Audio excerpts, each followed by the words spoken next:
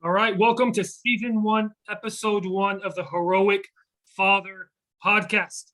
We have a very special guest with us today, my brother, Sun God. Hello. Sonny, first of all, how long have you had that title, Sun Dog? Who gave it to you? Where did it come from? Coach Sanu. Yeah, Coach. yeah. Oh my gosh, that's so funny, man. So, Sonny, how you doing? I'm well, thank you. I'm doing great. Busy and thriving and being happy. So things are good. Yeah, I mean, you can't ask for anything more. So, how long have you been a father? I have been a father for just over 13 years now. Yeah, it's always beautiful. Whenever I ask fathers that question sometimes and you have to fucking think about it. And it's like, you got a lot of kids, right? you got shit to think about. How old is that one? Yeah. So, how many kids do you have? So I've got 4 kids in total. I have 2 sons from a previous marriage, RJ and Jax. RJ is 13, he's my big boy, and Jax is 11. And then I have a stepson, my little Blakey boy. He is also 11. The ghosts, sorry. All good, all good. And my little baby girl, our little girl Everly, she is 6, just about to be 7. What's the difference between raising boys and raising a girl? It's inherently different, and it's a real big difference in like just by her own design. It's funny that she comes up with these things that I don't know where she comes from. They're just built into her. Like, she loves makeup, she loves these things, and she doesn't get them from her mother. Her mom's not really into like makeup and that kind of stuff. She'd rather go to a concert than get dressed up and go to the ball. So it's funny to see that. It's funny to see like these little small differences they're inherently apparent in them, and trying to figure out how to parent that, because I have no clue how to parent a little girl. Because I've just never been around it. But it's a lot of fun. She's bossy, and she's very much her mother in that aspect. And then a blended family. Yeah. So what's that like? Luckily, on one end, seamless and easy. When everyone's here and together in our home, it's great. It's not a problem. Everything's great. All the boys get along really well. It's more camaraderie than it is competition, which is really nice. And then excuse me, Everly is just so much younger than the boys that it's like she's not necessarily annoying. She's not like little sis annoying, right? Like, it's like a big enough gap there that like they think it's cute. Like, it's still like the stupid little sister stuff that she does.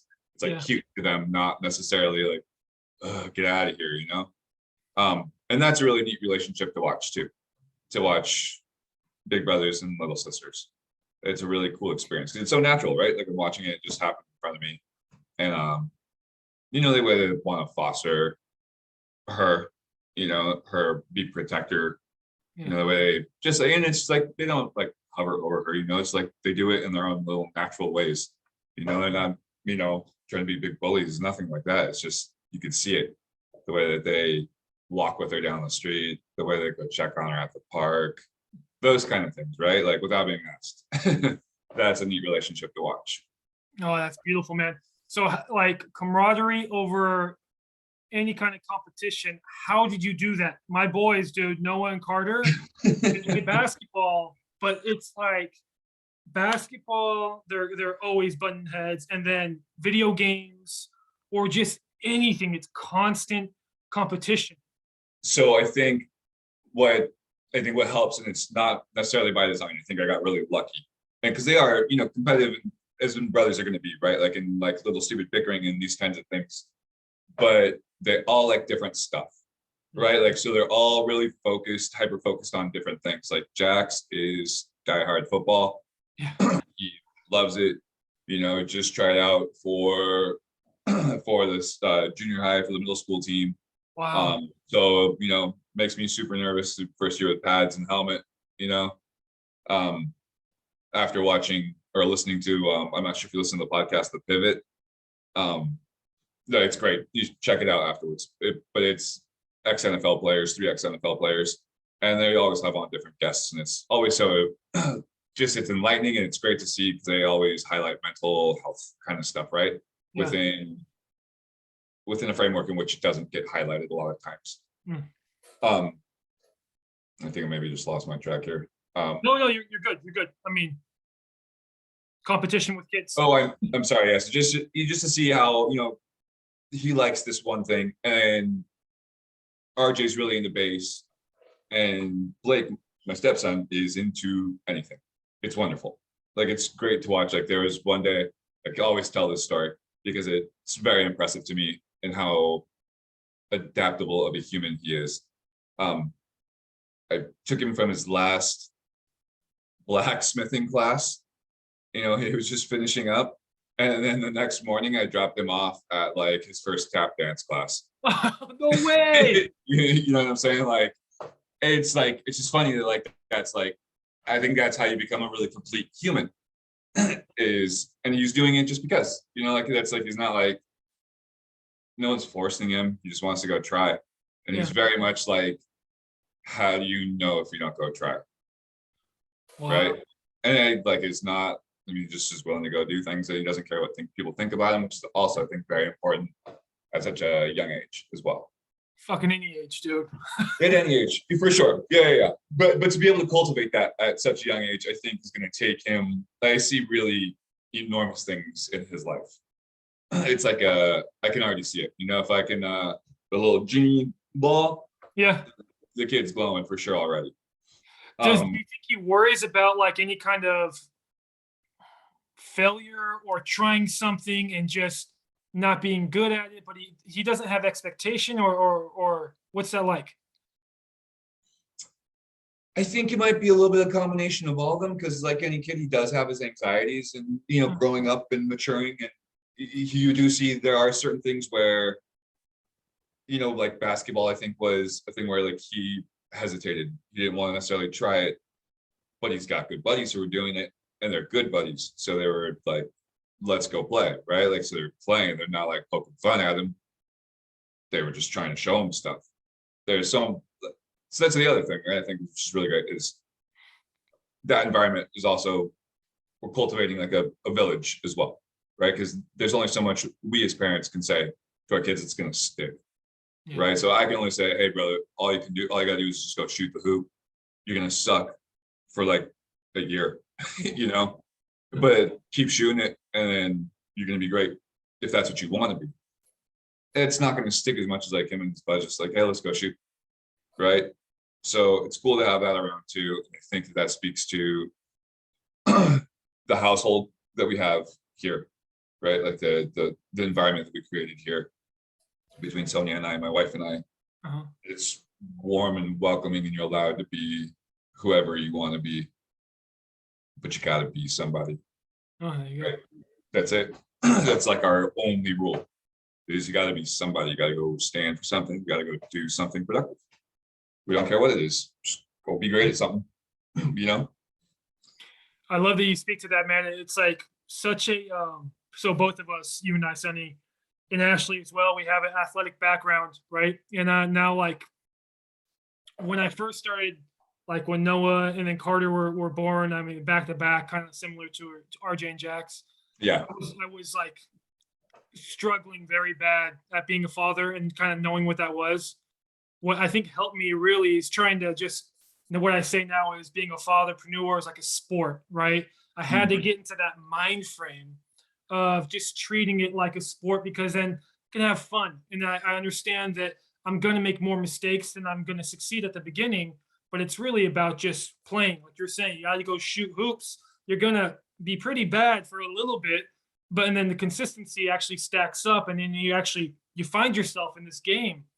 Now, did fatherhood come easy to you? No. Yes and no. I think I was really good at faking it, for sure. I think I was good at acting. And I think that I would have been a better father had I not lost dad when I lost dad. Yeah. Right. Like I felt it was just weird timing, right? It was like kind of purgatory. It was a weird stage in my life where I didn't kind of lost myself. So it was hard for me to be an example. I tried my best to fake it till I make it, you know, kind of situation. And I was always loving and I was always there and I was caring. And I wanted to be the best, but I was very distracted in my own world as well. So it was a real difficult situation for me. And, you know, within having RJ and Jackson 2 years, and then pretty shortly thereafter, my marriage sort of falling apart. There's a couple of years where I think I shortchanged my sons for sure. But I think that's also fuel for my fire right now too, is just being an example, right? Like just trying to, you can crawl out of lots of holes, right? There's lots of things that seem insurmountable, but it just having that relationship and cultivating a good relationship with them is what drives me, really, I guess is the end result. And I don't think it's too late. I think that we still have a great relationship and we're still there, but distance is it's difficult to like put in those hours, right? That you miss out on. Yeah. Evie being 6, me being on the verge of 41, I'm killing the dad game right now. You know, I know what's up. I went through it. I think I'm a good stepdad. And like, I'm not a stepdad, I'm a Sonny, right? Like he's got a good dad. I'm not trying to replace that. We just that's how our relationship is, right? I'd rather be that than be like, yes, stepfather. You know, like I'd just rather be, you know, so you can come to me with whatever he needs to come to me with. But I'm better now, right? Like it's just experience. And also I think speaks to like there's really never a good time either, you know. I think had I had dad around, I would have been a better father, honestly. So that was a tough one for me. No, so how old were you when dad passed away? 25, I believe. Okay. And 25, yeah, right in that ballpark, somewhere in mid-20s. there. Yeah. And so you didn't have any kids? Not yet, no. I think I got married 2007, I think, or something like that. Uh-huh. And I think he died the year after, I think, or something like that. Like no, Somewhere ballpark. He died like just like not even a year after I got married. Actually, he died later that year, I think. I think I got married in February and he died in August. August, yeah. And then I had kids 2 years later is when I started having kids. Right. So there was like a big void there where like I didn't have an example, or I didn't necessarily have the example I wanted, I guess is maybe a better way to say that, of an active husband, right? Someone who was still doing it, didn't have anyone to bounce anything off of. And also during those 2 years, he was super sick that whole time, right? Like, so it wasn't even, you know, there wasn't much to necessarily have a conversation about, really. So I think that void stunted me for a little while and in my growth. And it took, you know, quite some time for me to figure that out and figure myself out and become a better man, you know. Just to give a little context here, so Sonny and I obviously were brothers.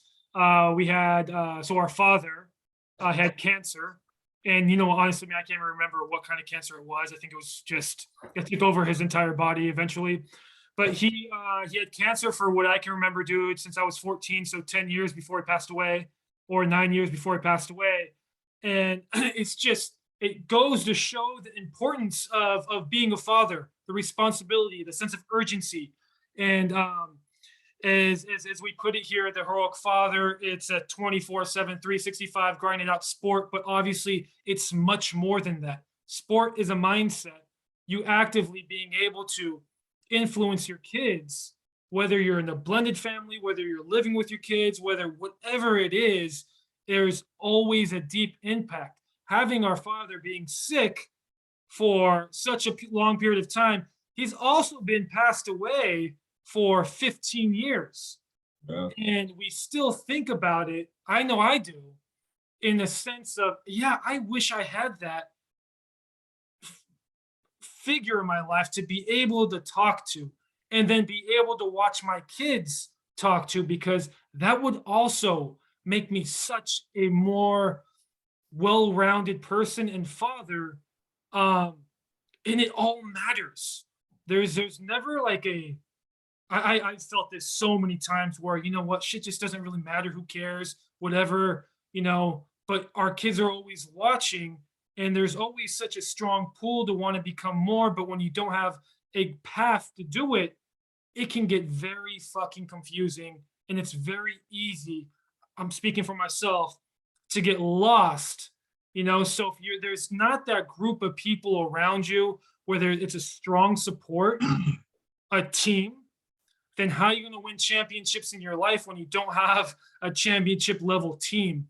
Having someone leading you like a coach, like a father, it's easy to get lost because it's easy to lose direction. So when Sonny and I are talking about our father passed away, Sonny was in his mid 20s. I was getting there in my early 20s. And that was 15 years ago today, or this year, right? I think it was, doesn't Something matter. like that, Yeah, yeah. something.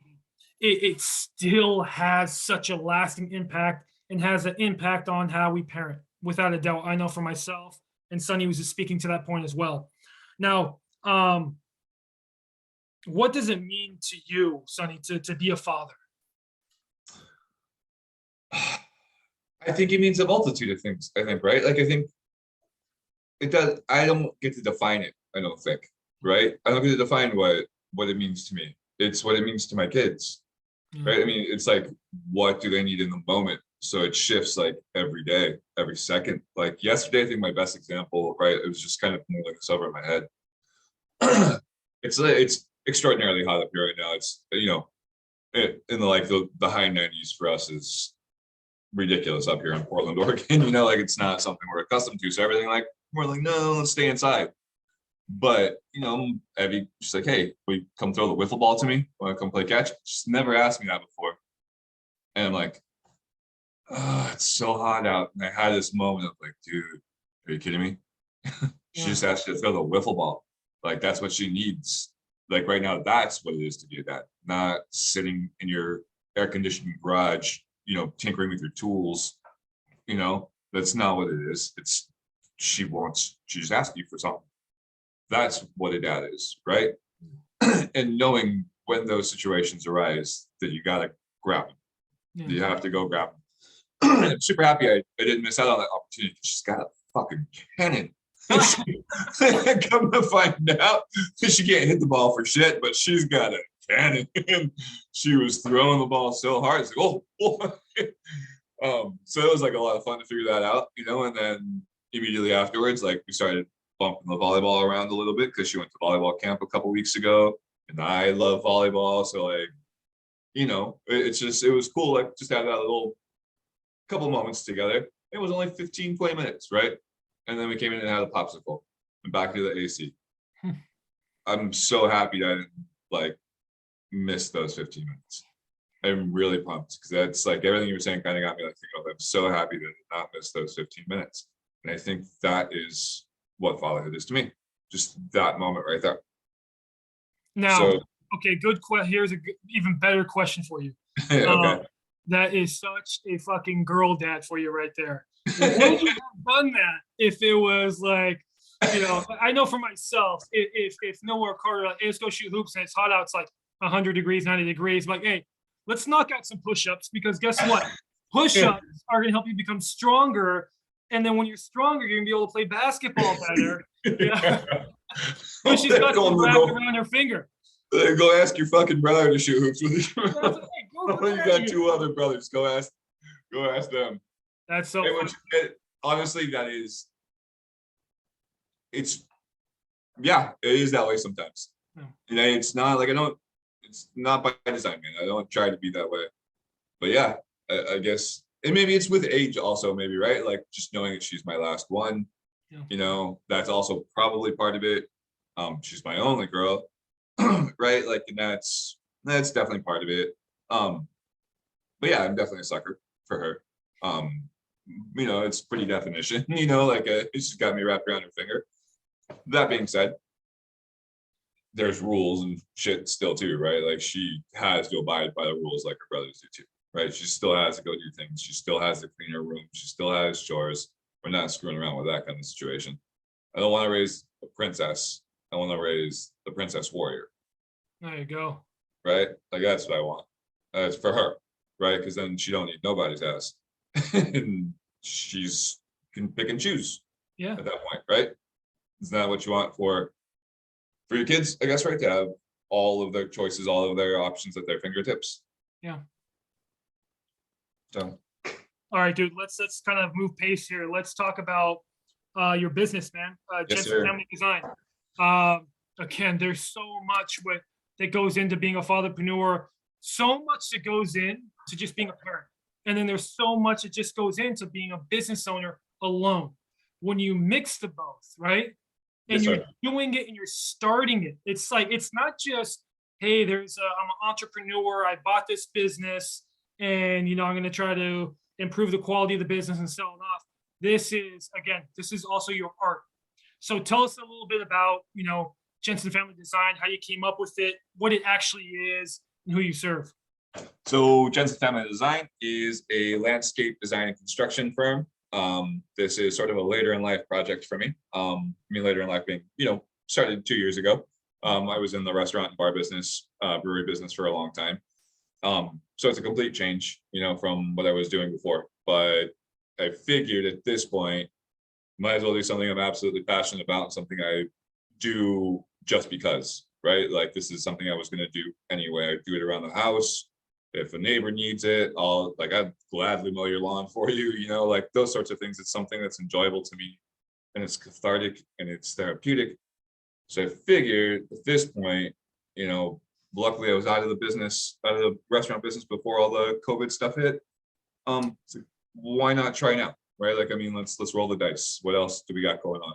Luckily, I was driving Uber in there too, to kind of like when I was figuring myself out. That was great. That's kept going. It helped us keep things moving forward without having to dip into savings and fall apart. And I just rolled the dice, and it's definitely the best move I've ever made. I've been nonstop since day number one, and it's luckily for me at this moment, it's something that I have to get better at, but I haven't done any advertising. My social media presence is zero. And it's something I am now at this point able to dive into, right? So now I'm going to develop the website, you know, have somebody help me with that. I can put a bunch of pictures of these projects I've been able to work on over the last 2 years and get them, you know, on this platform to where now maybe I can service a broader spectrum, a broader audience, and maybe not have to grind, you know, although I love it, not have to go be up at 6 o'clock calls every day, you know, like trying to beat the heat, building a cinder block wall or putting up a 60-foot deck or something like that, which I don't ever want to stop doing. But if I can have some other guys start the project for me and I get to go do the fun stuff, that's the ultimate goal for me, right? Is to be able to do a lot of design work. And there's some other umbrella ideas that Jensen Family Design is going to shoot off that we got, you know, we're going to keep under our hat right now. But it's a big picture to sort of be able to work until I keel over in like the way that I want to, right? Like not ever have to stop doing what I love and always be profitable at doing it. And I think that's what brings longevity, right? Like I can do this job, I can do Jensen Family Design and all the other things that's going to come along with it till the day I die, because it's something that I love and I don't have to abandon. I don't have to retire. I don't want to retire. I want to keep, you know, I love this. And in this, I've never had more time with my family than this, right? When I was in the bar business, there's no time with your family. There's no real quality time. There's no holidays. Those things don't exist. Yeah. So this is really, quite honestly, it's made me a better father, and I'm happy. So I'm certainly gonna be a better father that way as well. That's beautiful. So that was going to be my next question. It's like,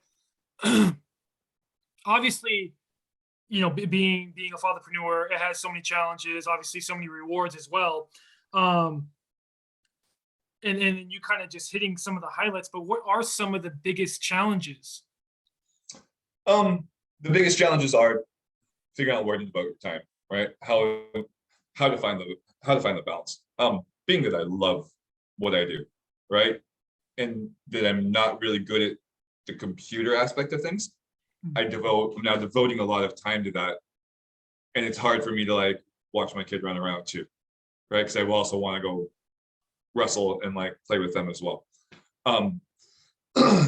So I do my best to just have chunks of time.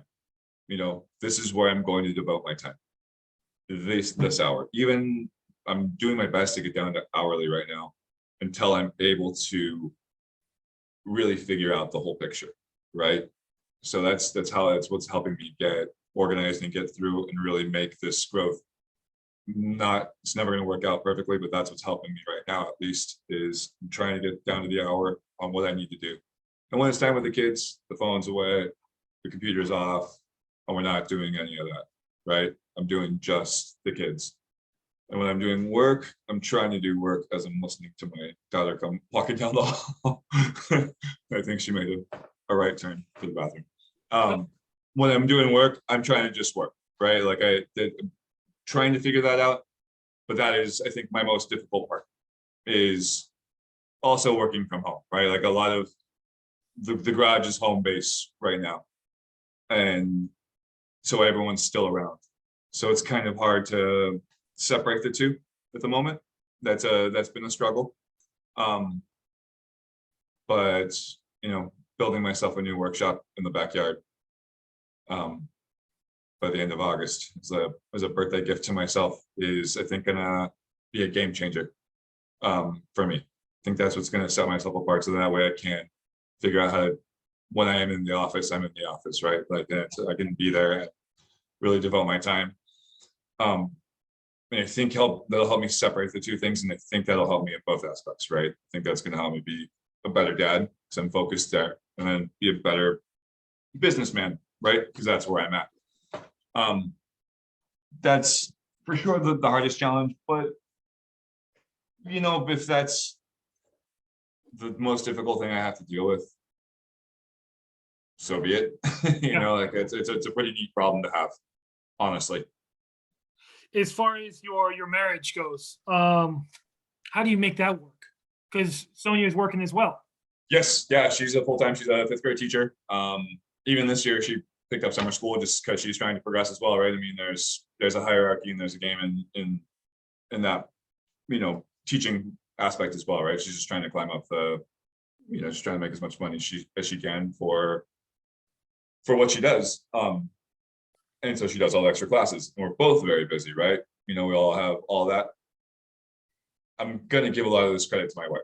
She is really great about making sure that we go and do things, and we do things together, right? Like, and it's very, she won't, if she says we're gonna go do it, you might as well you're gonna go do it, right? It's gonna happen. And I've found that like letting go on that aspect has been great for our marriage. Just saying, yeah, yes, cool, let's go. As irritating as it may sound to me sometimes, it's like, oh, I don't want to go stand in a crowd and like listen to a concert in the park. But then I get there, I'm like, oh, I'm so happy that we're here and my kids are, dancing around and we're listening to a free concert in the park and taking advantage of, our wonderful surroundings. I think, learning to let go, just being in control as a business owner and having to coordinate and that kind of stuff, always be in control there. Always having to be, a self-starter, which means no one's on your butt. Just always wanting to plan So I'm always wanting to be in control. Learning to let go and say, yeah, you're right, is really been a game changer. And I think that she also appreciates it. You know, she doesn't take it for granted that I like, yep, okay, if you want to go, I'm in, let's go. It sounds fun. And she makes plans and we do it. And it's always fun, even if it's a boondoggle or whatever it may be, you know, even if it's some weird, crazy thing, but it's always fun. And she always is like, thanks for just letting me be me and plan stuff, right? Because that's what she wants to do. She's a teacher. I think that's respecting each other's strengths and recognizing how hard one another works, are very important things. Just saying, like, way to go, being a cheerleader. And I respect what she does. Like, I've seen, I don't want to write a paper. I don't want to take care of 25 kids. You know, I don't want to, you know, for 8 hours a day. I don't want to do those things. I would lose my mind. I'm so impressed that she does it so well. So, you know, I think it's the other, I'm always impressed. I respect her. I make dinner, she makes dinner. I wash the dishes, she washes the dishes. No one's necessarily, this isn't your job. It's, you know, I think just recognizing those things, right? I think it's in the respect, recognize how hard she works. She recognizes how hard I work, and we're a team. And you're only as good as, you know, the person on the bottom rung. Yeah. So if we're not cheering each other on, then shit ain't gonna work. But you know, we've been married 8 years now, and it's, you know, it's not always pretty, but honestly, like the last few years, us getting through like being stuck indoors with one another, her having to teach on a computer, all of the kids being around, like we were stronger than ever, honestly. It's only, you know, so if we can get through that, we can get through anything, you know. So I think it's give a lot of the credit to my wife for our marriage being as strong as it is. Is she there right now? Say it louder. She's not. She's not. Ah. But she's got recording devices everywhere. Oh, there you go. Oh yeah, no good comment goes unnoticed or unheard. Okay, last couple questions here, man. Yeah. Knowing that your kids are gonna grow up without their grandfather, right? Mm-hmm. What do you tell them? I don't know. Stories, Mm. right? Like stories. I'm uncertain, right? Like it's like all I can do is when the moment's right, talk to them about it when it feels right every single time, right? Like I don't want them to forget, so it's always a conversation. But you know, how do you explain it to them, right? Like you say, this is, you know, like, I think there's the moments when he shows up, you know, then you know, there's little moments here and there where it's like, okay, Grandpa Rod would, this is where you mentioned something, right? This is Grandpa Rod would love this. Like if we're out camping, we all got the fishing poles in the lake, or we're all on a raft, or like something like that. It's like, oh, your grandpa would love this. Yeah. Those I think are the moments so that they recognize who he was as a human, right? Like who he would be by the things that he loved.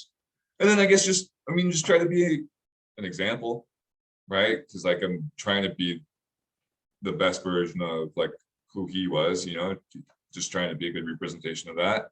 But I don't know necessarily, you know. I think it's a tough thing because we got lucky, we had both our grandpas, right? And I think that's a neat experience in and of itself. I feel bad they're gonna miss that part.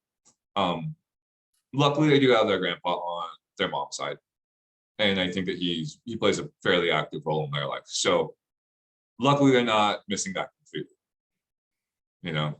So it's an important thing for a kid. Yeah, I mean, I think so as well. Last question, but wisdom. We need wisdom here as fathers. So if you could shed any kind of wisdom on us, bless us. Check in with yourself. Yeah. I think it's an important thing, right? As a leader and as someone who is responsible for young lives and for a household and for a business, and depending on what your business is, it may be other people's lives as well and their well-beings. Check in with yourself. Make sure you're doing okay, because you are the rock, right? You're the person that everybody leans on. The person that everybody, like, you're the rock. If you got a great wife, she's the person that's clinging on to that rock, right? She set roots in that rock and she's holding everything together.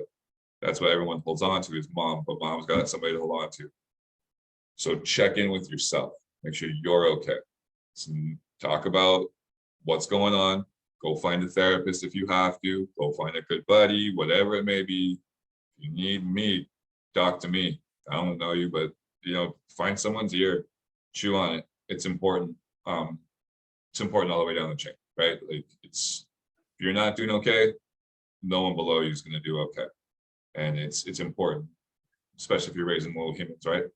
That would be my most important thing. Because if you're not okay, no one else is going to be okay.